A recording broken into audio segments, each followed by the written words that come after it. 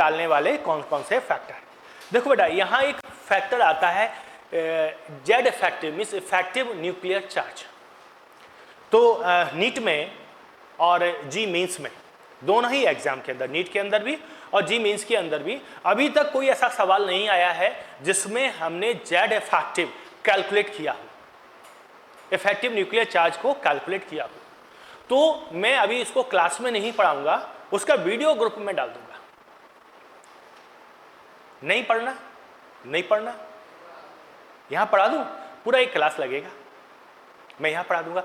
तो देखो क्या आप यहां पढ़ना चाहते हैं कि क्या है, पढ़ लेंगे ना, मैं पढ़ा दूं तो पढ़ लेंगे। हाँ तो मैं तो पढ़ाऊंगा, पढ़ाने के लिए तैयार हूं। मुझे क्या है ये लगता है कि बच्चे कहते हैं सर एक्स्ट्रा पढ़ाते हैं, तो एक्स्ट्रा नहीं पढ़ाते, जो रिक्वायर्ड है वो पढ़ाते हैं। लेकिन चूंकि जेड इफेक्टिव का अभी तक कोई डायरेक्ट क्वेश्चन नहीं आया है इसलिए मैं नहीं पढ़ा रहा था, कह रहा था वीडियो डाल दूंगा। लेकिन अब आप कह रहे हैं कि पढ़ा दो तो मैं पढ़ाऊंगा ही, ठीक है ना। और आधा क्लास उसमें लगेगा, इस पर कैलकुलेट करना सिखाऊंगा और वेरिएशन जैसे लेफ्ट टू राइट जाते हैं तो जेड इफेक्टिव कैसे चेंज होता है, टॉप टू बॉटम आते हैं तो जेड इफेक्टिव कैसे चेंज होता है, ये मैं सिखाऊंगा। लेकिन अभी क्योंकि हम एटॉमिक और आयनिक रेडियाई पढ़ेंगे इसलिए अभी मैं जेड इफेक्टिव के बारे में आपको ज़्यादा नहीं बता रहा हूँ, अभी केवल इंफॉर्मेशन दे रहा हूँ कि जेड इफेक्टिव कोई चीज़ होती है, मैं अलग से बता दूंगा इसको। तो फैक्टर अफेक्टिंग एटॉमिक रेडियाई की अगर हम बात करें कि कौन कौन से ऐसे फैक्टर हैं जो एटॉमिक रेडियाई को अफेक्ट करते हैं या उसको प्रभावित करते हैं, तो आप बड़े आराम से बता दोगे। कैसे? न्यूक्लियस का चार्ज, तो न्यूक्लियस का चार्ज उसको प्रभावित करेगा, इफेक्ट कर डालेगा। न्यूक्लियस का चार्ज ज्यादा होगा तो इलेक्ट्रॉन को ज्यादा खींचेगा और कम होगा तो इलेक्ट्रॉन को कम खींचेगा। लेकिन जो न्यूक्लियर चार्ज है ये सही टर्म नहीं है, सही टर्म के बाद हम कहेंगे इफेक्टिव न्यूक्लियर चार्ज। भाई इन दोनों में क्या डिस्टेंस है, क्या डिफरेंस है? इफेक्टिव न्यूक्लियर चार्ज और न्यूक्लियर चार्ज में क्या डिफरेंस आ गया? देखो बेटा न्यूक्लियर चार्ज एक अलग चीज है, लेकिन न्यूक्लियस का चार्ज इलेक्ट्रॉन पर कितना इफेक्ट डाल रहा है, इलेक्ट्रॉन तक कितना पहुंच रहा है, ये अलग चीज होती है।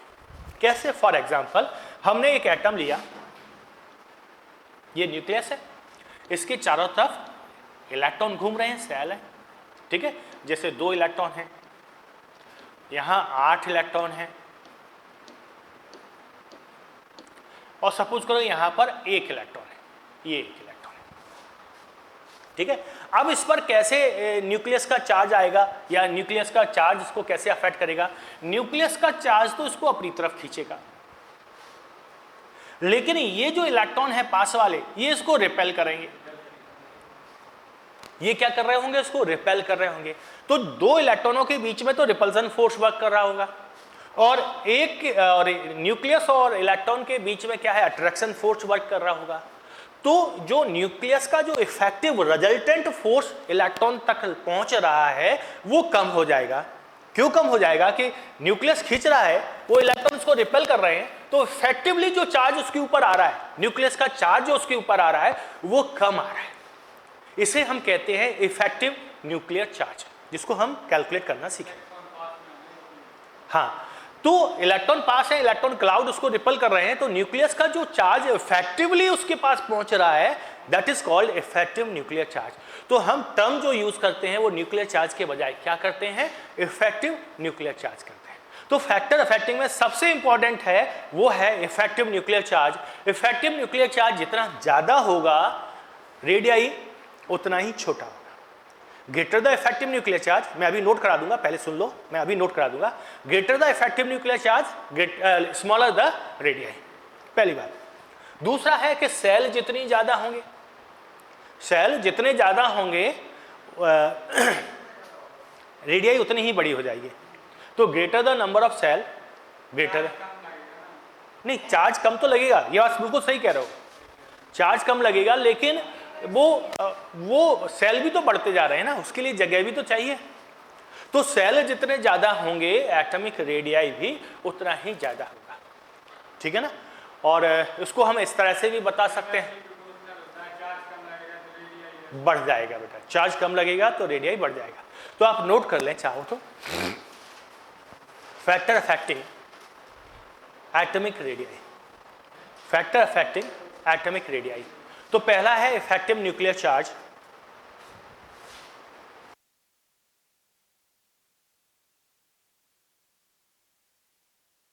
पहला है इफेक्टिव न्यूक्लियर चार्ज। तो हम इसमें लिख सकते हैं greater the effective nuclear charge, greater the effective nuclear charge lesser the atomic radii. Effective nuclear charge जितना ज्यादा होगा एटॉमिक रेडियाई उतना ही कम हो जाएगा। दूसरा है number of shell, number of shell, greater the number of cell in atom, greater the number of cell in atom, greater the atomic radii, greater the atomic radii, greater the number of cell in atom, greater the atomic radii। तो ये बात तो दो important हो गए। इसके अलावा कई तरह से पूछा जाता है। कैसे कि अगर principal quantum number outermost electron की प्रिंसिपल क्वांटम नंबर ज्यादा है, तो भाई ज्यादा तो तब होगी ना जब नंबर ऑफ सेल ज्यादा होंगे। आउटरमोस्ट इलेक्ट्रॉन की प्रिंसिपल क्वांटम नंबर ज्यादा है तो इसका मतलब ऑटोमेटिकली ये है कि नंबर ऑफ सेल ज्यादा है। तो बात तो वही है, लेकिन पूछा अलग तरीके से जा सकता है। तो आप बुलेट लगा के लिखो, माने कोई अलग पॉइंट नहीं है, पॉइंट तो इसी पॉइंट का हिस्सा है। Greater the number of principal quantum number, greater the number, greater the principal quantum number, मैं गलत बोल गया था, greater the principal quantum number of outermost electron, of outermost electron, greater the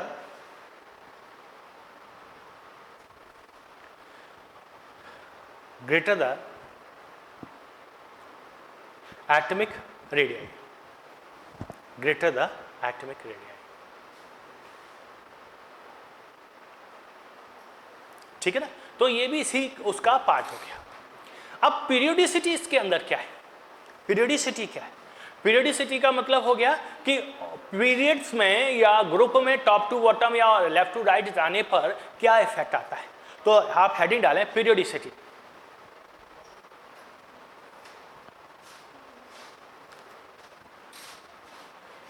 periodicity, तो पीरियोडिसिटी में सबसे पहले लिखें in a period, in a period, in a period. तो पीरियड का मतलब लेफ्ट टू राइट है, तो डैश लगा के लिखें on moving left to right in a period, on moving left to right in a period. तो देखो सेल तो उतनी ही रहती है, एक पीरियड में सेल तो उतनी ही है, हर पीरियड एक नई सेल के साथ चालू होता है, ये क्लियर है ना, हर पीरियड एक नई सेल के साथ चालू होता है। तो अगर नंबर ऑफ पीरियड ज़्यादा है या जिस पीरियडिक टेबल में जिस पीरियड के अंदर वो मेटल प्रेजेंट है या एलिमेंट प्रेजेंट है, अगर वो पीरियड का नंबर ज़्यादा होगा, फैक्टर इफेक्टिव में ये भी आ सकता है, लेकिन है वही पार्ट किसका कि सेल कितनी है। तो पीरियड का नंबर जितना ज़्यादा होगा एटॉमिक रेडियाई उतनी ही ज़्यादा होगी। लेकिन अगर हम पीरियड में लेफ्ट टू राइट जाते हैं तो नंबर ऑफ सेल नहीं बढ़ते हैं, लेकिन effective nuclear charge Z effective बढ़ जाता है। तो जेड इफेक्टिव बढ़ता है तो रेडियाई कम हो जाता है। तो हम लिख सकते हैं कि on moving left to right in a period effective nuclear charge increases, effective nuclear charge increases, hence atomic radii decreases. जो नए बच्चे क्लास में बैठे हैं उनको समझ में आ रहा है ना सब चीज़ें अच्छे से? बेटा आपको भी समझ में आ रहा है ना? ठीक, अब ये हो गया। तो लेफ्ट टू राइट जाने पर जेड इफेक्टिव बढ़ता जा रहा है, हेंस एटॉमिक रेडियाई डिक्रीज। ये लिख लिया, पूरा लिख लिया, हेंस एटॉमिक रेडियाई डिक्रीजेस। और दूसरा हेडिंग लिखो इन अ ग्रुप, और इसमें मैं क्या लिखाना चाहिए मेरे को बताओ? On moving top to bottom in a group number of shell increases gradually increases, hence atomic radii increases। मैं एक बार फिर से रिपीट करूंगा, देखो प्रॉपर लिखा है, ऑन लिखें on moving left to right in a period effective nuclear charge increases, hence atomic radii decreases. और इन अ ग्रुप में लिखेंगे on moving top to bottom in a group on share कर लो copy, हाँ, on moving top to bottom in a group number of shell gradually increases, number of shell gradually increases, hence atomic radii increases, atomic radii increases. तो atomic radii कैसा होता है? Increase होता जाता है।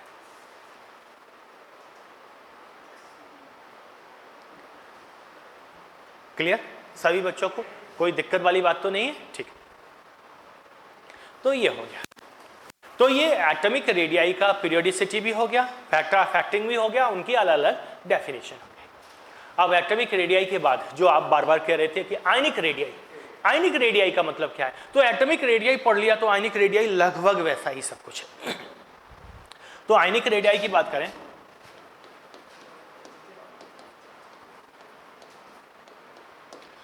डेफिनेशन सबसे पहले, radii of an ion is called ionic radii. और दूसरा डेफिनेशन की बात करें, the distance from centre of nuclei to the outer most electron, या हम ऐसा कह सकते हैं कि न्यूक्लियस से सेंटर से लेके उस पॉइंट तक का डिस्टेंस, न्यूक्लियस के सेंटर से लेके उस पॉइंट तक का डिस्टेंस जहां तक न्यूक्लियस का इफेक्ट बना रहता है, वहीं तक के इलेक्ट्रॉन को तो पकड़ेगा, उससे बाहर चला जाएगा तो इलेक्ट्रॉन तो भाग जाएगा, ठीक है ना। तो न्यूक्लियस के सेंटर से लेके उस पॉइंट तक का डिस्टेंस जहां तक न्यूक्लियस का प्रभाव बना रहे, उसे हम आयनिक रेडियाई कहते हैं। तो हम अलग अलग तरह से इसको डिफाइन कर सकते हैं। दो डेफिनेशन लिख लो।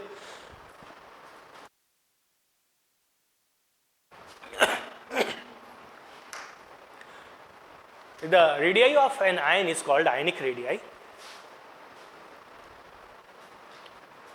The radii of an ion is called ionic radii, and it is defined as the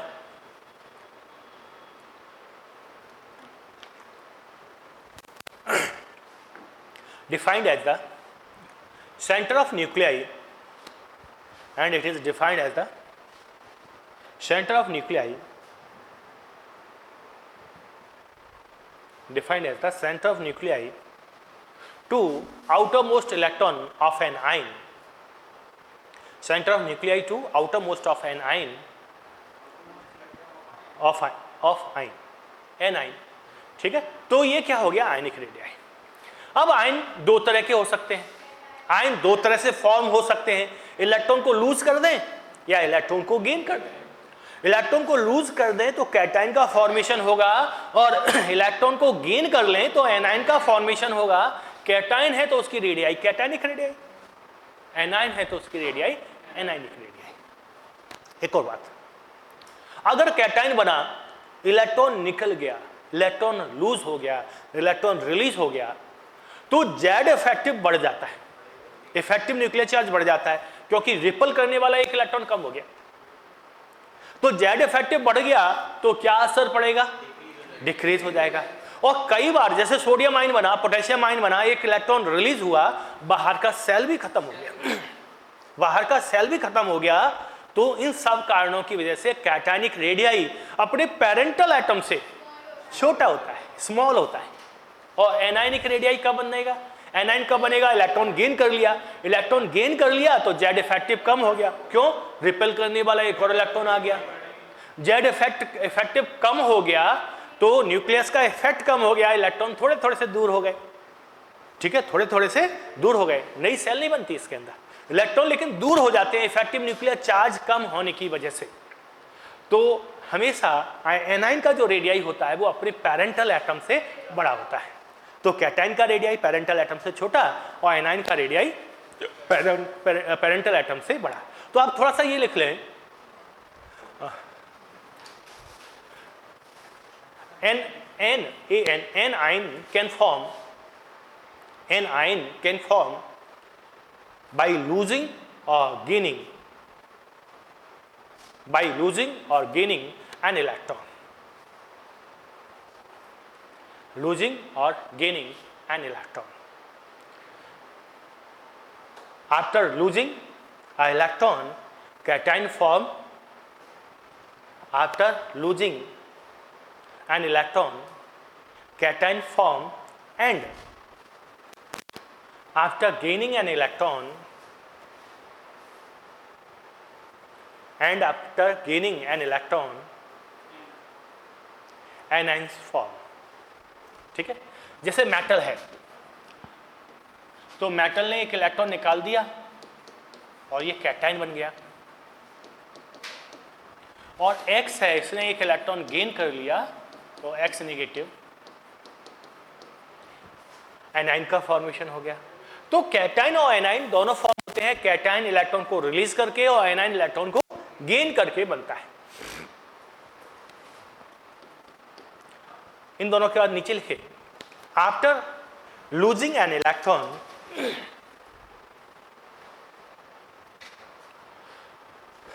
after losing an electron, effective nuclear charge increases. After losing an electron, effective nuclear charge increases. That's why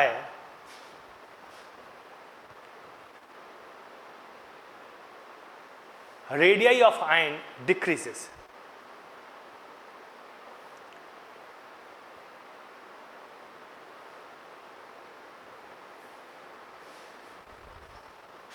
Number of cells also decreases.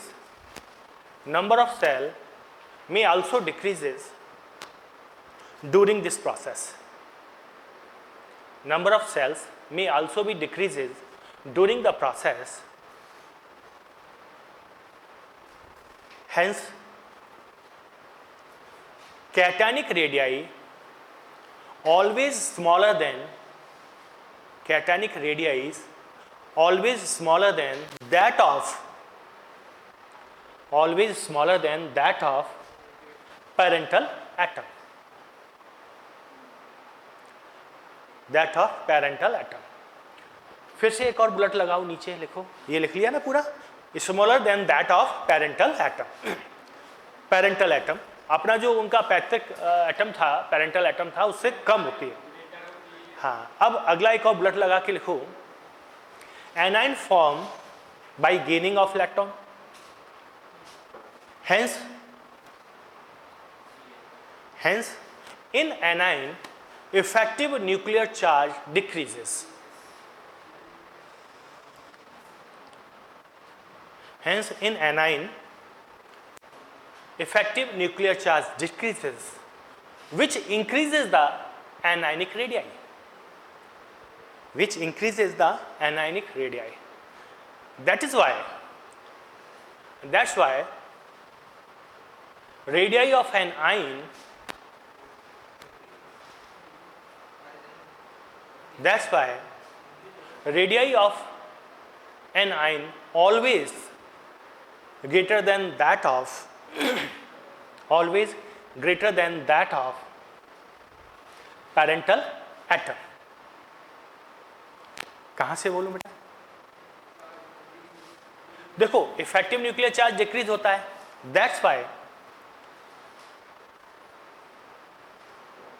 Effective nuclear charge decrease होता है, यहां तक लिख लिया। That's why anionic radii is always greater than that of parental atomic radii. Parental atomic या radii of parental atom, ऐसा करें, radii of parental atom. अब इसका बहुत अच्छा एग्जाम्पल जो कई एग्जाम में आया है कि हम बात करें आई पॉजिटिव आई और आई नेगेटिव की। इसकी रेडियाई है रेडियाई ऑफ आई पॉजिटिव, इसकी रेडियाई है रेडियाई ऑफ आई और इसकी रेडियाई है radii of I negative. Iodine में थोड़ा सा मेटेलिक कैरेक्टर आ जाता है भाई, किसी भी ग्रुप में हम जब हम टॉप टू बॉटम जाते हैं तो मेटेलिक कैरेक्टर बढ़ता जाता है। हमने शुरुआत में डिस्कस किया इस बात को। तो फ्लोरीन, क्लोरीन, ब्रोमीन, आयोडीन तक आते आते मेटेलिक कैरेक्टर सफिशिएंट बढ़ जाता है, इसीलिए आयोडीन सॉलिड होता है मेटेलिक क्लस्टर होता है इसके ऊपर, और ये कैटाइन का भी फॉर्मेशन कर लेता है। तो आयोडीन कैटाइन भी बनाता है, एनाइन भी बनाता है। इनके रेडियाई का जरा आप रेशियो बताओगे कैसा आएगा? देखो ये हमेशा छोटा होगा और ये हमेशा बड़ा होगा। कैटाइन की रेडियाई हमेशा छोटा, एनाइन की रेडियाई हमेशा बड़ा। तो radii of cation is smaller than that of parental atom and radii of anion is greater than that of radii of parental atom. तो ये बिल्कुल सिंपल सी चीज हो गई।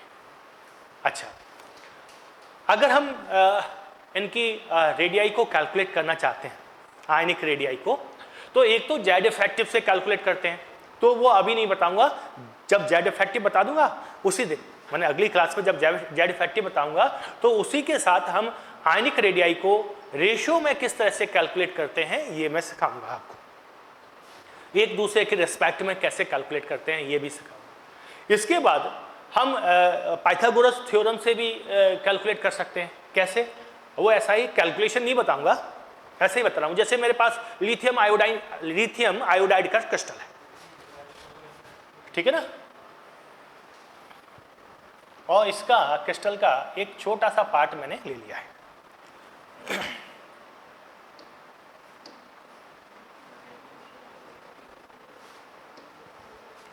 सपोज करो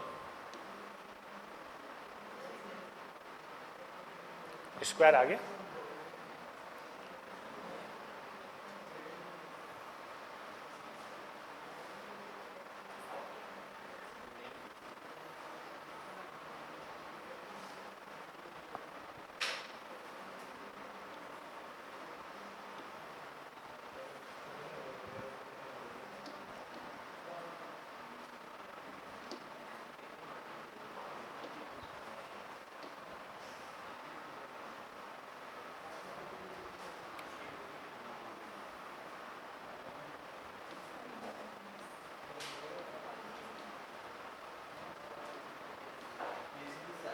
हाँ